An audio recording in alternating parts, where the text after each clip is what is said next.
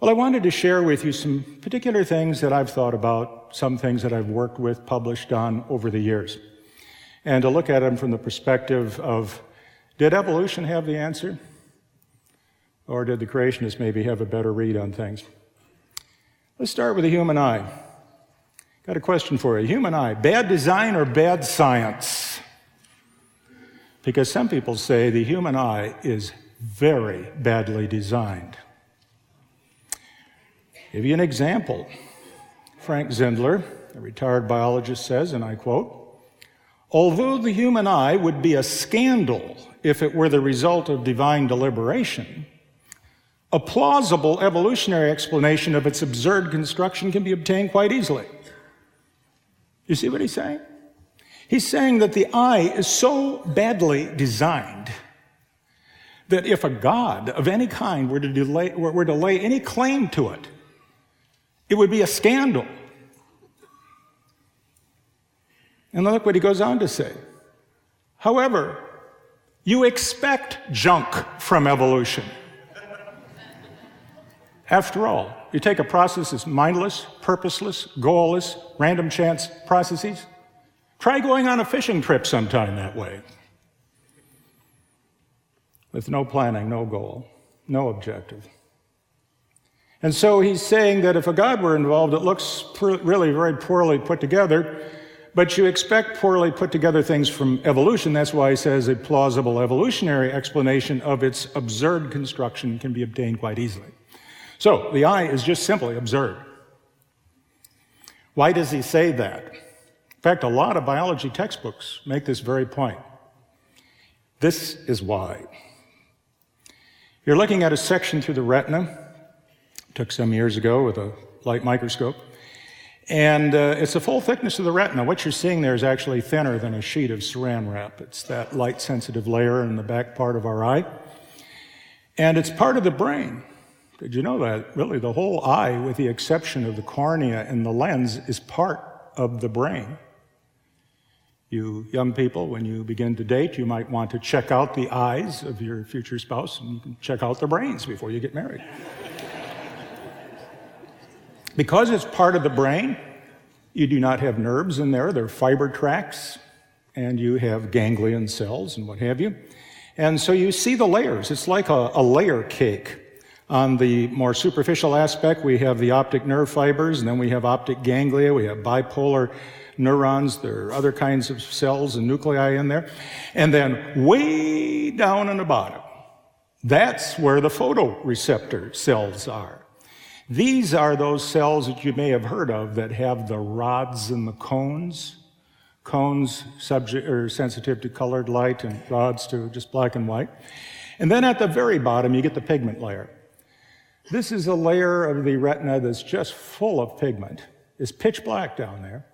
And it has a virtual lake of blood. Not just blood vessels, just big, huge channels full of blood. And the reason for that is these photoreceptors at the bottom are among the most highly metabolically active cells in our body. They require a lake of blood. And what the evolutionist is saying is this: where's your God? He got the film in the camera upside down. Years ago, when I first took photography, we shot with these big 4x5 sheet film cameras. Boy, am I revealing my age or what. And we had to load the film on a film holder. And you did it in the dark. If you weren't careful, you got it in backwards. And you get that old heavy Estar-based film we use, you get that in backwards. You take a picture and you develop it, you get nothing. We used to call them ukulele pics at that point. So the evolutionist says, your God got the film and the camera upside down. You see the light's coming from the top down, as you see there. And at the very bottom, those little dots are the rods and cones, or the distal ends of the photoreceptor cells.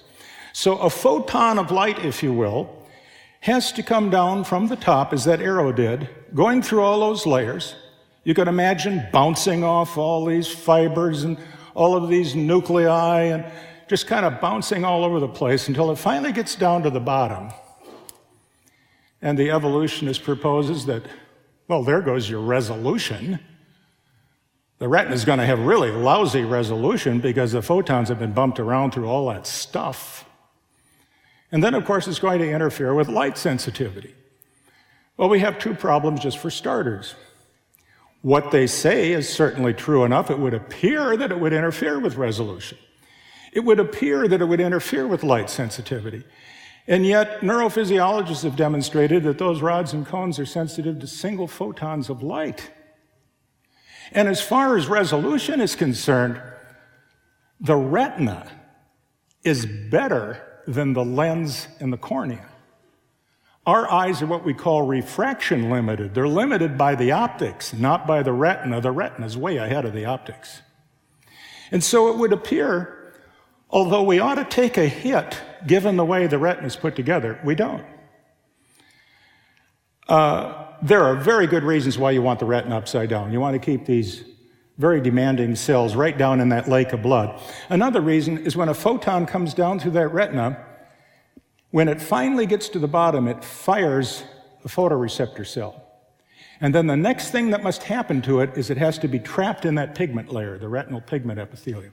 Because if it reflected off things and then came back and hit the receptor a second time on a bounce, you'd burn out the receptors faster than you do now. And you have any idea how fast you're burning out your rods and cones right now? They have to be turned over about every 2 weeks. So there are good reasons for having it down there, and I could give you a lot of others.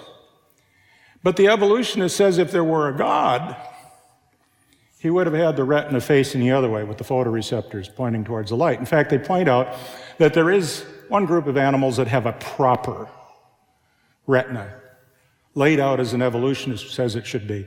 And that would be the octopus and what have you, the cephalopods. You know, every vertebrate, every creature with bones has an upside down retina like this. And one of those bony creatures happens to be an eagle. And I used to go down and watch the eagles along the Illinois River when they came through, and I was living in St. Louis. And I attended a class over at Pierre Marquette State Park, and the naturalist said, you know, an eagle can sit up at the top of a tree, look down the river and see a fish just under the surface of the water up to a mile away. You know, just once. I'd like to have an octopus. Take the octopus down to the river. Lift him up into the tree. Aim him downstream and say, check it out.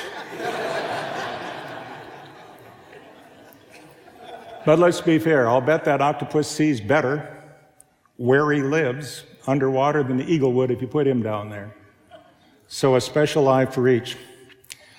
Well, you know, an evolutionist looks at this. Would an evolutionist even study why the retina is upside down? No, because you already know it's junk. You expect junk from evolution, so you ignore it. You say, well, it's upside down. Where's your God? You expect this kind of stuff from evolution. But you know, if you ignore evolution, and I recommend it, if you ignore evolution, as most working scientists do, who work in the field of empirical science, and you go ahead and ask the question, well, you know, it makes sense to have it this way, but why don't we take a hit? Well, just a couple years ago in the Proceedings of the National Academy of Science, not an easy journal to get published in, there was an article that was published dealing with a cell that I used to talk about once in a while when I gave lectures on the eye. It's called the Mueller cell. We've known about the Mueller cell for 200 years.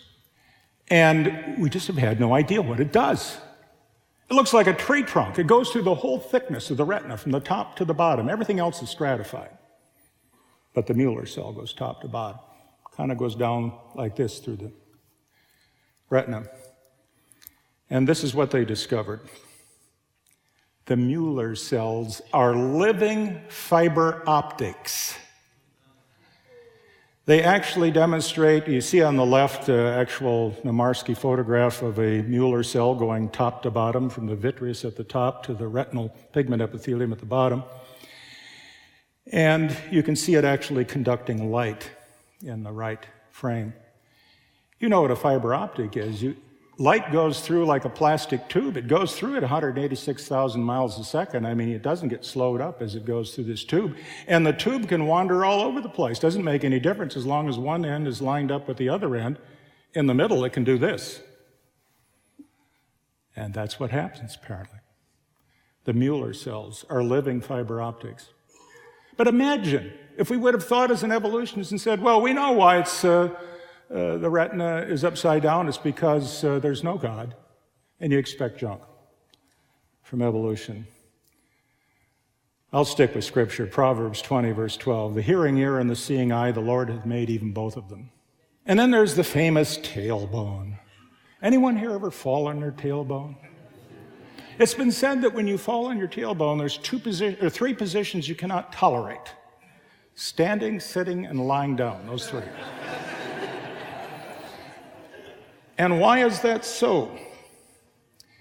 You know, the evolutionists consider the tailbone to be a vestigial tail, left over from our tailed evolutionary ancestors. Now, let's analyze this thing with a little bit of logic. The vertebral column is a linear structure, right? It's not circular, it's linear. You have two ends. At one end is a head, okay? Now, think about this. The other end has to end someplace. Does it have a choice? No, it must end someplace. And wherever it ends, there will be an evolutionist standing and pointing and saying, aha, a tail. As you know, the coccyx, which means chicken comb, I prefer that name, it's a scientific one. The coccyx, which you see here on the right, is a fused set of about 3 or 4 vertebrae. And it has been described in biology textbook after biology textbook and in popular news articles and on websites as being a useless vestige of our tailed ancestors. I can't think of anything that's further from the truth than that statement. In fact, if you were to describe how useful a bone is in terms of how many muscles attached to it coming from how many different directions, I think the coccyx would win. For example, let's look at it from the bottom now. From the top. We have 3 pairs of muscles that attach to that little piece of bony real estate right there. That's the coccyx. Coming from the front, the pubic part, are a pair of muscles called the pubococcygeus muscles. That tells you the muscle goes from the pubic bone to the coccyx. There is another pair of fan-shaped muscles that attach from the iliac blades, those are the hip bones out here, to the coccyx, and they're called the iliococcygeus muscles. And then there's a third pair coming in, they're simply called the coccygeus muscles. Those 6 muscles form a muscular floor that gives us a floor to our pelvis. Sitting on that floor is the bladder, the uterus, where appropriate, sigmoid colon, such structures as that. Now, since we stand vertically, it's good we have that muscular bowl down here. Because if we didn't have that muscular bowl, the first time you went like that, whoopee,